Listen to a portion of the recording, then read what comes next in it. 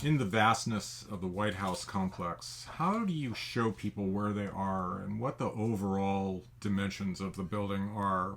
In the past, illustrators have done overviews, mostly by sectional diagrams, where they take the building and they cut it up into layers and the floors, and they lift the different layers apart, and maybe they tear out walls and so on and so forth. This leads me back to one of my earliest memories of the White House, which was a diagram that was done by an illustrator for the National Geographic named Robert W. Nicholson. Did this exploded diagram of the White House, and I've always remembered it as being like an exceptionally fine drawing.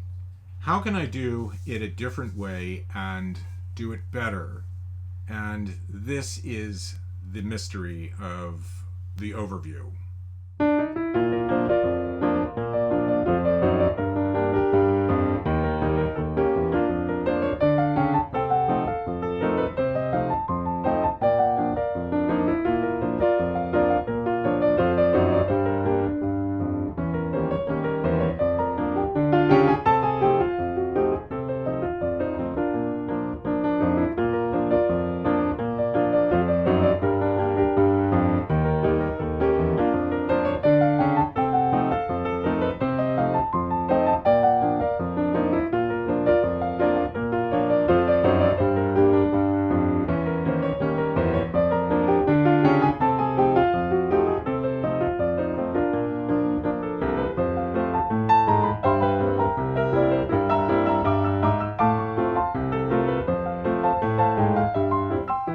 So I began to think of the overview as a top-down look at the entire White House complex, but instead of slicing it horizontally in floors, I thought, why not cut it into slices like a loaf of bread?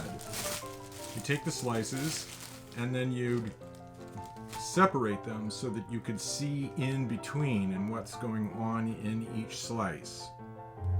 In thinking of the overview, I'm planning on using 4 of my normal spaces side by side. So one space is 3 units tall and 4 units wide. So 4 times that would be 3 units tall by 16 units wide. And this is roughly what I have to compose my shot into. And it's important to know the shape of the finished piece because I need to squeeze everything in just so, and that's going to be a big part of this whole planning operation. So while I have floor plans of the White House all together, and I want to draw the White House all sliced apart, what I need to do is make another copy of these floor plans and actually cut them apart and separate them so that I know what I'm drawing. So I take my war-torn ground floor map in pencil and re-ink it in black, remembering to copy the 10 by 10 foot red square grid. So now that I've copied the floor plan, I have to conceptualize where am I going to make the slices? Where are the best places to cut it so that I can look into and show things? One would think that you would cut it down the center of the north-south axis, but I'm going to cut it 10 feet over because I think it will read better.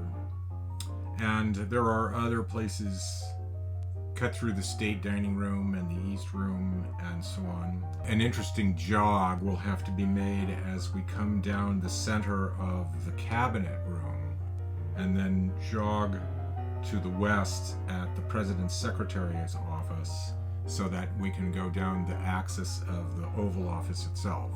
After determining where I want to make the slices, then I take the copy of the plans and cut the slices into slices. There's no other way to explain it. Anyway, then the idea is to take these slices and separate them out on the same 10-foot grid pattern that I've established for the rest of the drawing. So some of the slices will be 20 feet apart from one another, and some of them 30, and some of them maybe even bigger. But it's just an estimate.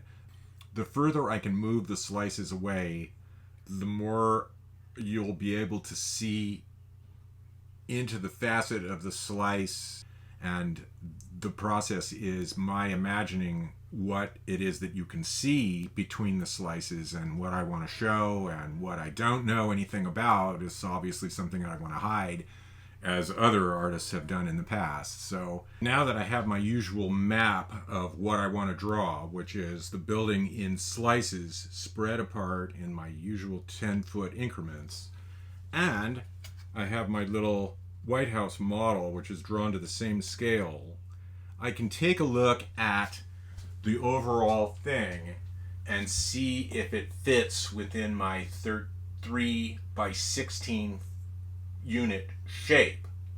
And I have to remember that in front of the West Wing there is a subterranean situation room and the Navy Mess restaurant. So those are closer in the foreground than the rest of the building.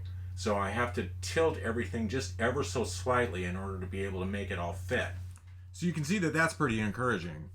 But one thing that spherical camera lenses can't do, that I like to do, is that all of the horizontal lines are just horizontal. They're perfectly straight, and that's what camera lenses tend to do. What I want to do is to do what is I call sweeping perspective, so that things get larger toward the middle and they sweep out.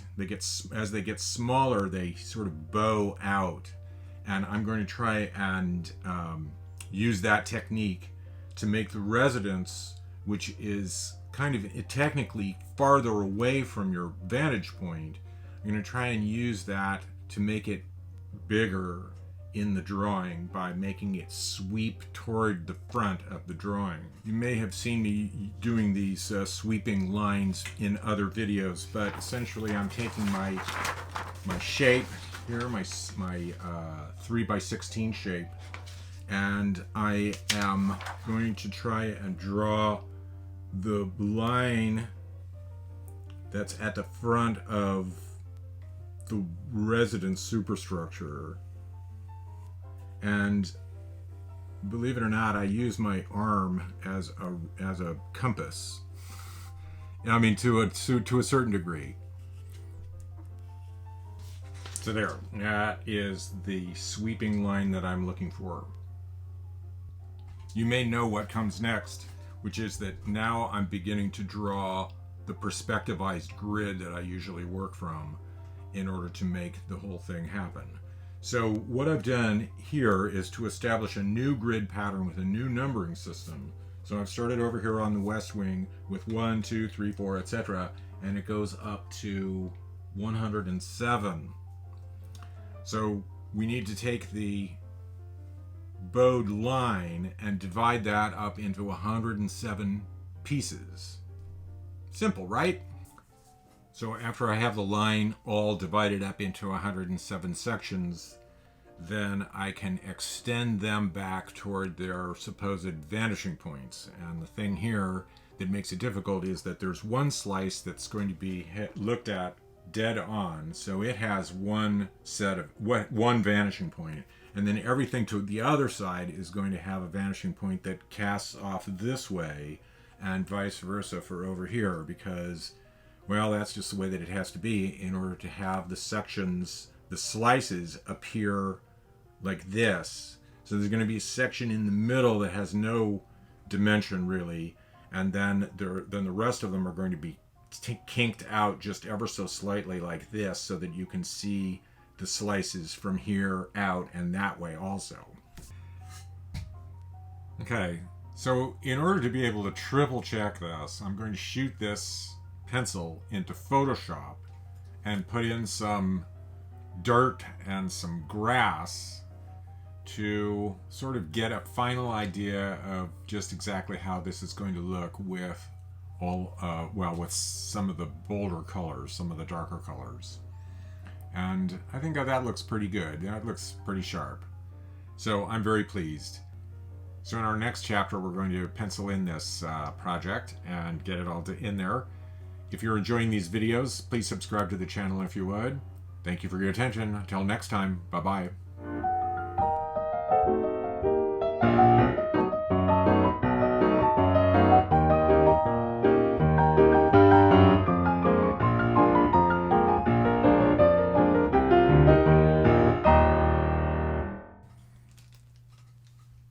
I thought, why not cut it into slices like a loaf of bread?